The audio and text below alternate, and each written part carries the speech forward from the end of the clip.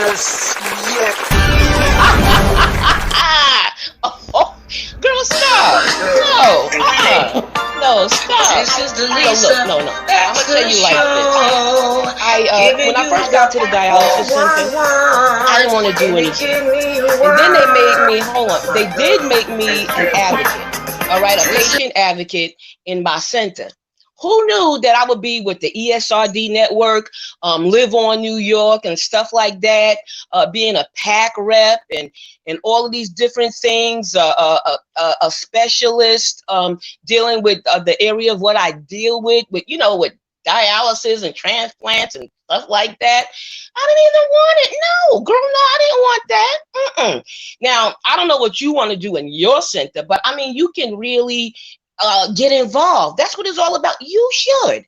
Everybody should get involved. I don't care what you do, but you need to get involved and be educated about your illness. Girl, what time is it? Let my watch. Where my clock? What? Oh, I gotta run. You know that lady's on. You know that lady I always tell you about. Girl, she's nice. She's smart. She's cute. Oh man, who don't love her? Who don't love her? Yeah, Lisa. Lisa Baxter. The Lisa Baxter Show. You know why, right? Because this is the Lisa Baxter Show, giving you the 411 in the kidney world. Hey, everybody. Good evening, and good evening. Oh, man, I got a fantabulous show for you tonight with a wonderful guest. As usual, we plan to deliver. Every time we plan to deliver. Snacks, whatever it is, hope it's healthy. If not, be limited. Watch that. Now get your snack out and everything like that, and let's take this ride, this drive, and this journey on the Lisa Baxter Show. Well, let me introduce my guest. I hope everybody's enjoying a nice long weekend. All right, for Memorial Day. Some people, I'm sure they're barbecuing. Keep your distance. Wash your hands. Do something around your home. Okay? I ain't mad at you. I understand, but let's stay alive and let's stay safe. My guest for tonight, he is Associate Director of Clinical Operations, right? He's self-employed, okay? He's a former EMT at the FDNY EMS in New York. He's a physician assistant. He's sweet, he's nice, he's on point, and he's handsome. And I know him, y'all. Come on out, Mr. Timothy Sutton. Show yourself, my brother. Show yourself. Good evening, everyone. How are you? How are you? Alive and kicking. Welcome to the Lisa Baxter Show. Thank you for inviting me. My first time. I should have been here a long time ago. I'm pretty excited about tonight. I'm glad I finally caught that. The real you in. It wasn't easy. You're a busy man on the run. A man that loved by the community, a busy man. Oh my God, I thought I would never get you, but I got you now. How about that? I'm glad to be here. Thanks for having me. You're welcome again. Let's take this sweet journey. Let's go on, drive on in there, cruise up in that piece. Now, tell me something a little bit about what you do. I don't know which position you want to start with first, because I'm getting all three of them positions, probably four. All right. They all kind of fit in together. My career started out as a volunteer EMT. I'm actually the first EMT that was ever produced by the New York and world famous Bed-Stuy Volunteer Ambulance Corps, James Rocky Robinson, the founder, along with Joe Perez. Rocky Robinson passed away recently, but I had the pleasure of knowing him for many, many years and being the first EMT that they put out in the street. I made him proud, and we always had a very good and strong relationship. And that organization, by the way, still exists, and it still needs help. You can always go in, check in to volunteer, 727 Green Avenue. That's in Brooklyn, New York. And that's the Bed-Stuy Volleys. It's worth it. Nobody's going to help our community before we do it ourselves. And so I started out as an EMT at Bed-Stuy Volleys. I went to school for nursing, but I wind up finishing up as a physician assistant, graduating from the Sophie Davis program here at the City College of New York. I work in emergency medicine and family medicine, and I've worked from anesthesiology to pediatrics to cardiology to general medicine. Right now, I'm partnered with a fine group of gentlemen, also providers here in New York City, physician assistants and medical doctors as well, in an urgent care here in New York called AG Urgent Care. And we're in five areas in the New York City community, 4 in Brooklyn and 1 in the borough of Queens. So we are still affecting our community, and I'm still volunteering in a way. And, you know, that's what I do. I just take care of my family and my people and my community. Wow. Wow. Woo! That was a lot right there. I ain't mad at you. That's a lot said in one breath. But you know, we're going to cruise it fast and we're going to take it a little slow on this ride. Now, how hard was it when you were studying, if you don't mind me asking? I'm a horrible studier, so I have very bad study habits. So for getting the hardest part for me was sitting down, being still, and focusing. I say I have a flight of thought. I'm always a daydreamer. I've been a big daydreamer, but I actually did well in school. But studying is hard. You have to put the time in, and I buckled down and put the time in, and up to now it's paid off. So yeah, studying is tough, but it's doable. Very doable. I'm sure. Now, you rode around and did things with EMT, the ambulance. What was that like to work in that capacity? Because I know it could be very difficult, very hard, very strenuous. So tell us a little bit about that. It's strange because I feel like healthcare in general to me was a calling. And when I became an EMT, the calling got louder. Being an EMT entailed doing so many things, from transporting people to the hospital to being a social worker, you know, sitting down, listening to people's problems, you know, addressing things in the community. We dealt with a lot of things, from drug addiction to domestic violence to crime in the streets, with people shooting and stabbing and killing each other. A lot of folks who I worked with were exhilarated by all the actions that was happening. And when I first became an EMT, it was in the late 80s, early 90s, when New York City and Brooklyn was like the Wild Wild West. People were getting shot every day. So it was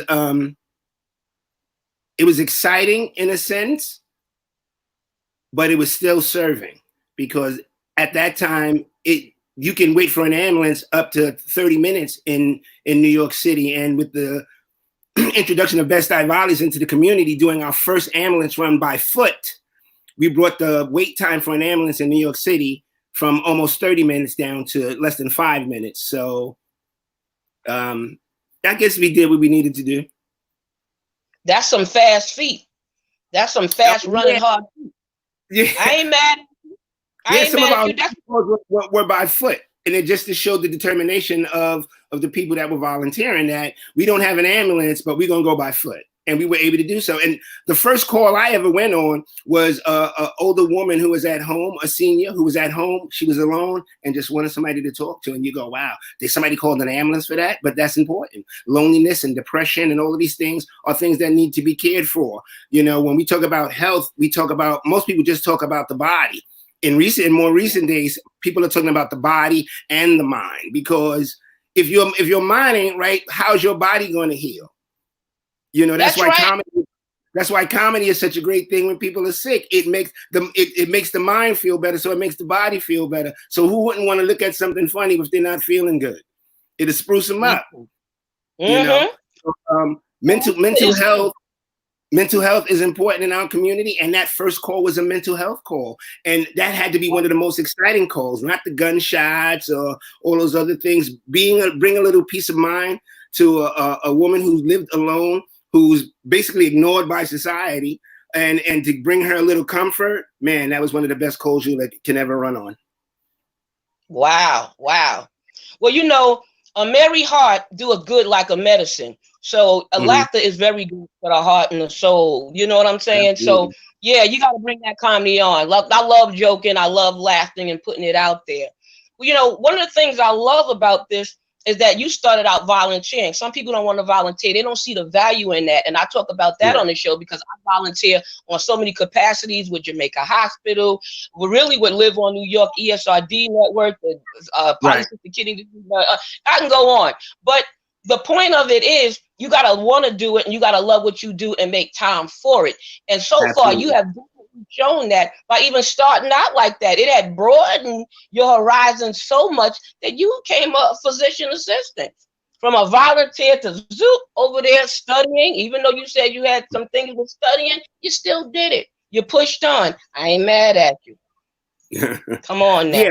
Volunteerism in the Black community is something that needs to be pushed a little bit more. I don't care what the organization is. If it's volunteering to tutor a kid with math after school, someone who works in the financial industry, volunteering to teach children about money, how to invest it, how to make money work for themselves. There's so many different things we can volunteer and do in our community to uplift our community. It costs absolutely nothing. It's about sharing information, and that information gives the community power, and that uplifts the community, and we don't have to look for others to do for us what we can do for ourselves. There's nothing in the world that's known that somebody Black don't know and can teach to someone and uplift a community and a group. Volunteering is what we need. Volunteer anywhere, at an ambulance corps, at a hospital, in a library, at a church, at a food bank, anywhere. Volunteer. It uplifts the community. It brings the community tighter together. And that's what we need as a people. And at time now, like in this COVID time, this is when it's a perfect time to volunteer, to show that our main concern is humanity. Finance will always come, but without a humanity, what the good is money? So volunteer, folks. Woo! Preach on, preach on, preach on. You ain't never lied. Come on here. Bring it, drop it all the way in there. Shoot, park that thing. Park it. So listen. Hey, wow. I don't even know how to jump off of that one. All right. I'm glad you're blowing our mind with all of this, because this is what we want. You know what I mean? Now, what made you go into self-employment or doing things for yourself? How did that come about, sir? I've always been a strong proponent of self-employment, especially in the Black and minority community, because when you have to depend on someone else to take care of you, you have to depend on them. You got to follow their rules. When in Rome, do what the Romans do. So I'm a firm believer that if I got to follow the rules, I'm going to create my own Rome. So I decided to be my own boss and become an entrepreneur. And I'm never worried about walking in the office and somebody calling me in the office going, we really appreciate you. You did a lot of good work for you, but we no longer need your services. And that alone is enough to make me want to be self-employed. I don't want to have to depend or rely on anyone if I don't have to. If you have to, you got to do what you have to do. But as long as I can work for myself and take care of my family, I will do so. Well said. Well said. Well, you're getting a lot done and you're doing a lot. You're a father, you're a grandfather. You look young now, but you're a father and you're a grandfather, and you're still out there doing and giving back. Everybody don't give back or know how to give back. So I'm glad you're saying a lot, because somebody out there want to know how to give back. Somebody out there actually want to give back. Everybody that not turning their head or not wanting to be bothered, somebody out there want to do something and want to give back. Now, how's it like in your office now with the COVID virus? And talk about the thing you do with the I think the medical thing you was telling me about. Sure. COVID virus has caused a lot of people to have to do things differently. The day before we went into shelter at home was a different world. The world that we're going to come out on the other side is going to be totally different. And there are going to be some things that we're going to need to change and get used to. Social distancing, wearing masks, hand washing. Hand washing is very important. These things are very simple to do, and it makes life easier. So in our facilities, what we've had to do is we've had to take out some of the chairs in the waiting area, and we try to schedule people more so that there's no crowds in the waiting area. People come at a set time. Usually when they come in, they get escorted right into triage. They're triaged, they're seen, and then they're allowed to leave to kind of avoid crowding the area and waiting too long to be seen. That's one thing we've had to do. We've actually had to have people standing outside the office waiting to be seen, because people who make appointments, we can kind of control that crowd, but people who just walk in, we can't. So we've done some social distancing things, floor markings on the floor, trying to schedule more appointments to keep them distanced between each other, appointments and people being in the facility, things of that nature. And because of the separation and people not wanting to come out or not needing to come out, we've also been doing telemedicine. I do telemedicine 7 days a week for anybody who needs it. Telestat 911 at doxy.me. It's an excellent way to be seen. You can refill your medications. You can ask questions, consultations, because even if people are not really sick, people come to the doctor sometimes just because they need advice. And in the time of COVID-19, you don't want to be outside just to get advice and sit in an office with a group of people and run the risk of getting sick to get a question answered. So things like telemedicine actually helps to refill your regular monthly medications to avoid you from having to sit in a medical office. If your provider doesn't have telemedicine, it prevents you from having to go to the emergency room for simple things. You can get cleared to go back to work, and you can also be scheduled to have COVID testing and antibody serology testing through the blood at home. Someone will come out and do those tests for you. So that's how we've had to alter our services during the COVID-19 period. And it will remain this way most likely afterwards, because it's actually safe and convenient, and people like that kind of specialized individual service. Well, I'm definitely glad that this is working for you and working for your office and working for so many people, because, you know, some people want to find any way to get that personal touch. Some people, this is their only outlet to get out, or their only outlet to talk to someone or somebody besides the family, if the family is not reaching out to them, or their, God forbid, their church or whoever is not looking on them or after them, or their caregiver. So it's good to know that the doctor cares. I know it means a lot to me that I have my doctor's, I have the cell phone. I Right. could talk to him, I could call him. We was always good and always tight. I had him on the show. You know what I mean? I'm good with all of my doctors. I make sure they know each other and line things up together, you know, so they can work together to help me. Absolutely. And they don't seem to have a problem with it. You know what I'm saying? So I like that you give that personal touch and you're willing to go out to do that. I am also glad that you never caught this, and being a frontline worker or a frontline person out there, you haven't came in contact with this where you have caught it. And I know you have been tested. So I thank God for that, for you and your life, and why you're out there, and anybody else out there, because we got a lot of family in the medical field. Absolutely, we do. But I really appreciate the thoughts of kindness. But, you know, for the most of us, this is what we do. We don't even second guess running in to help. You know, as a volunteer EMT, as an EMT who worked for the New York City Fire Department and HHC before that, and you know, when something happens and you have that rescuer's heart, you don't think about danger. You run in, and then after the fact, you go, "Wow, what was I thinking?" And what you were thinking was, I'm here to help. It's my calling to try to save, and that's what you do. And you know, I appreciate the fact that people are really appreciating frontline and essential workers, and not just nurses and doctors, but the housekeepers and the cats who work in the grocery store, the ones who do stock, the truck drivers. You know, especially the housekeepers. You know, the housekeepers are cleaning up behind the nurses, the doctors, the patients themselves, the other patients sitting in the waiting area. They take on a lot of responsibility as well. So as a healthcare provider, knowing other healthcare providers, we love the fact that we're being appreciated, but we also love the fact that people are now showing appreciation to the people who are not thought about. When people go to the hospital, nobody thinks about the guy who's sweeping the floor or wiping down the desk, or the woman who's cleaning the bathroom. Now, those things are paramount to our survival and being alive, being sanitary. And these are the people that are doing it. And I want to give a shout out to all of the people who do all of the work that nobody else wants to do, like maintenance and cleaning and garbage and child care for long periods of time, like all the moms who got to stay home with their kids because they're not in school. So, you know, thank you. We appreciate all of the love that you've shown us as healthcare workers, but definitely show some love to some of the other essential workers, because they do a very tough and dirty job. They don't get recognized enough, and they surely don't get paid enough. I know that's right. I know that's right. You have plenty of people out there. I mean, even the home attendants out there. You have the people that's still cooking and delivering, have the nerve to deliver your food or your medicine to you. Have my medicine delivered to me. Since I had my transplant, they always deliver it. I was talking to them today on the phone, you know. They know me by name. They even recognize my number.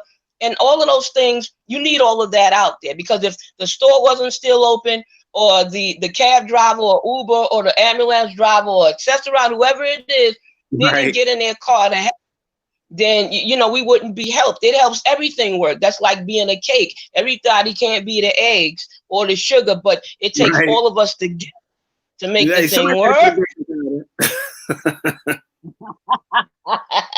Now, what do you know about dialysis and transplants and stuff? Tell me something that you know about that. well, coming from a family that has a history of polycystic kidney disease, something that I shunned myself away from for so long, I just didn't pay any attention, hoping it didn't get me. And it didn't. I didn't get sick of anything, but I learned a lot about kidney health and taking care of the kidneys. The biggest problem in the minority community, and when I say minority, I mean poor folks. They can be Black, they can be white, American Indian, diabetes and high blood pressure. They're the culprits in kidney disease. They're the biggest culprit in kidney disease. And amongst minorities, high blood pressure and diabetes is it. And we talk about kidney health. I try to tell people kidney health is the most important health that the body can have. Science is showing that the kidneys run the body. The kidneys alert the body to all the signals of what needs to be done, when it needs to be done, if you're hungry, if you need water, all of those things, as well as being a filtration system for the body. So there's so many things that you can do to help keep your kidneys healthy, but people have to be willing to do it. And one of the biggest things that people don't want to do is change their diet. It's a simple thing. Diet change, exercise, how well you maintain your body, your physicalness. And people will take 50 pills before they'll eat a salad or go to the gym for 20 minutes 3 times a week. So part of being prepared and keeping kidney health in the forefront of people's minds, we have to do simple things like teach nutrition and exercise, and all of those other things will come into place. Heart disease, kidney disease, skin rashes, eczema, all of those things, they're all connected up to diet and health. Anybody who's been overweight and unhealthy and lost the weight and now is healthy will testify to it. Whether they go to church, don't go to church, they will testify. And I'm someone who can testify. I've been as heavy as 315 pounds. And in recent days, I'm down from 149 to 179 because you know what? I'm getting older. It's going to be harder to work out at 60, and I ain't trying to get there. So, you know, kidney health, again, is paramount. It is one of the most important things in the world. Drinking water, taking care of your kidneys, which means doing things to make your body stronger and more healthier. And the first thing I should tell people to do is look at your diet, your nutrition. And when you fix those things, even small changes, you don't have to become a vegan or a vegetarian and get rid of meat, but most people eat meat at least 2 meals a day, every day. You know, Wow. So, and they don't exercise, right? And they don't exercise. So learning nutrition will teach all of us things about our body, and including kidney health, and learning how to change things in our diet, small nutritional changes. You start to see the benefits of it, and then you start to do more. People try to jump in with both feet sometimes, and you shouldn't. Sometimes you just try something small. Say to yourself, you know what? I'm going to take soda out of my diet. That should be easy. Right? It's not, because that sugar is like a heroin. Your body calls for it. Your body calls for it. You start with that one thing. Start with that soda, and then you start with the chips. And then when you have them, they become things that are a treat, not an everyday thing. I ain't had a bag of chips in a month and a half. So you eat one bag of chips, you satisfied, now you're good for another month, 2 months. You know, you're still having chips, but how much chips you're having? You know, portion sizes, the things that we eat. Nutrition is very, very, very strong preventer of disease. Wow. Yes. Yes. Wow. But put that out there. Put it out there. Now, have you ever had a kidney scare? Yes, I have. Yes, I have. I was getting these flank pains that woke me up one night. And they were horrible. They were horrible. And I didn't know what was going on. So I went to the emergency room. Of course, they told me I had a stone. I was passing a stone. And they gave me some pain medication, hydrated me. Eventually I passed the stone. But it scared me because I told you we have a family history of kidney failure and kidney disease. So it made me scared. So I started going to the doctor and I had myself checked out. I had all of the kidney screenings done, the sonogram, everything. And it turns out I was fine. That's good. So I was cool. And it wasn't on my mind again. But then again, about 5 years ago, I got given 2 antibiotics while I was in the hospital, both of them renal toxic. And it caused my creatinine to go from 0.8 to 2.6 in 6 hours. My creatinine has not been down under 2 since then. I mean, I still have kidney function. I'm controlling my blood pressure. I'm controlling my diabetes. I've stopped taking all medications again through diet and exercise. And I don't starve myself. I pay more attention to my kidneys now. And I didn't before because I thought I was over it because of the scare and then getting evaluated and being said, oh, things are fine. It was just a stone, no big deal. I got complacent again. And then I had another scare. And yes. The thing about kidneys, you can't go back. And if you don't get a new kidney, you're on a machine 3 times a week. Yes, say that. So, preach about it. I'm just more conscious about it now. But yes, I've had a kidney scare before. There's nothing like a scare to shake you up and wake you up. How about that? Absolutely. Absolutely, indeed. Oh, yeah. Well, I always known you to be smart. I always known you to work hard.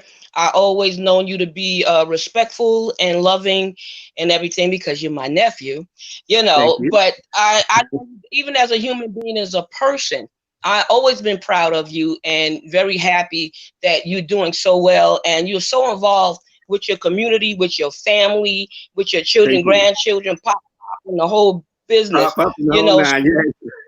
I'm a pop. Yes.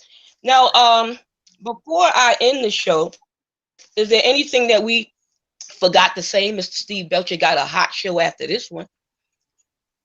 I don't think so. I mean, I kind of enjoy the time being able to sit down and talk with you and just speak freely. So I'm gonna throw another bit in there for another appearance if you like one day soon. I love this. I actually had a good time.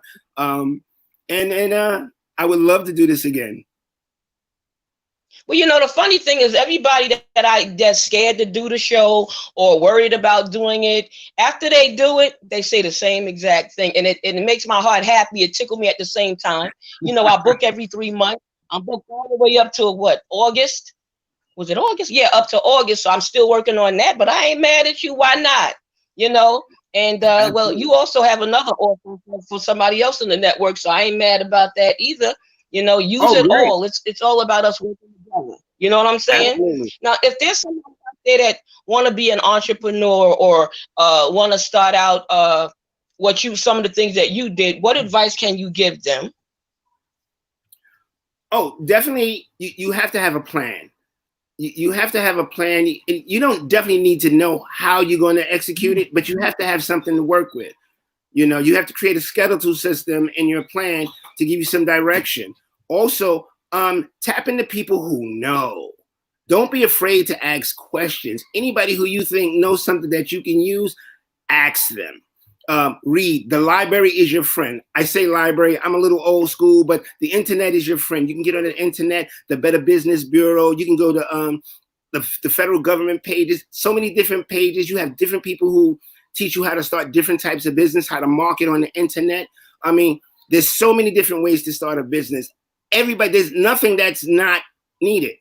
My 71-year-old mother now is crocheting and knitting face masks, and they're selling well because it's a need. So you can be an entrepreneur doing tons of things. Don't think it's irrelevant. There's always something that someone needs, and you may just have what they need. So have a plan, tap into people who know, and go for it. Don't be afraid. Go for it. I've been afraid before. It slows you down. When you let the fear go, you excel. Let it go. Ask questions, and you got to put the work in. Nothing's going to be easy. Woo! Well said, nephew. Well said. Mad at you. Now, anybody you want to give a shout out to? Maybe family or business or anything like that? Anybody in your heart's desire to give a shout out to, love? Absolutely. I want to give a shout out to all the healthcare workers on the front line, but I want to give a special shout out to the nurses, doctors, all of the ancillary staff and supporting staff at Brookdale Hospital here in Brooklyn. Brookdale Hospital always take on the toughest cases. We always worked with less than what everyone else had, and we always left the next morning happy, pleased, and surprised that we were able to help people and save lives. Brookdale Hospital is full of heroes, everyday heroes, even when there's no pandemic. I want to give a shout out to AG Urgent Care here in Brooklyn. We got 5 locations, 4 in Brooklyn, 1 in Queens. Our main offices are at 1349 Broadway here in Brooklyn. Also, we have telemedicine, Telestat 911. You can go right to Telestat 911 at doxyme.com and see me in the office any day of the week from 8 a.m. to 6 p.m. And shout out to everybody who's hunkering down during this pandemic. Stay strong, stay safe, and thanks for having me. Oh, that is fantastic. That is fantastic. Good. Yeah, we all got to show some love and be about it. You know what I mean? Tell Joanne, keep making them things. Even though I'm not a crochet, I might want one of them masks. I ain't mad at them. Okay? And Definitely. Everybody. All right. So be good. Take care. And thanks a million blessings. You do the same. Have a good night. And I can tell the host I love her. That's my aunt. I love you. Have a good night, Aunt Lisa. You welcome, boo. You welcome. Woo. Well, you guys have heard it. You have heard it 101%. That's right. I said it. You have heard it 101%. You know, I don't want you to ever be ashamed to come on my show or be on my show, whether you're a family, a friend, a foe, or somebody with a profession or a resource. You are always welcome, because at Urban Health, we are a big, fat family, and we want you to be a part. Tell your story.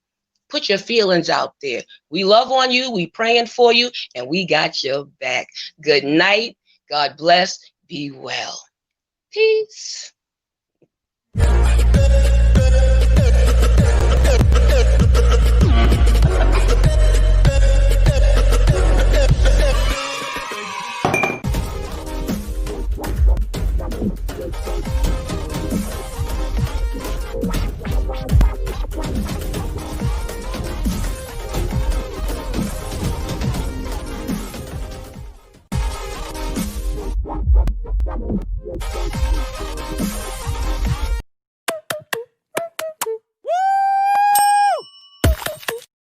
Y'all ready for this? Yeah.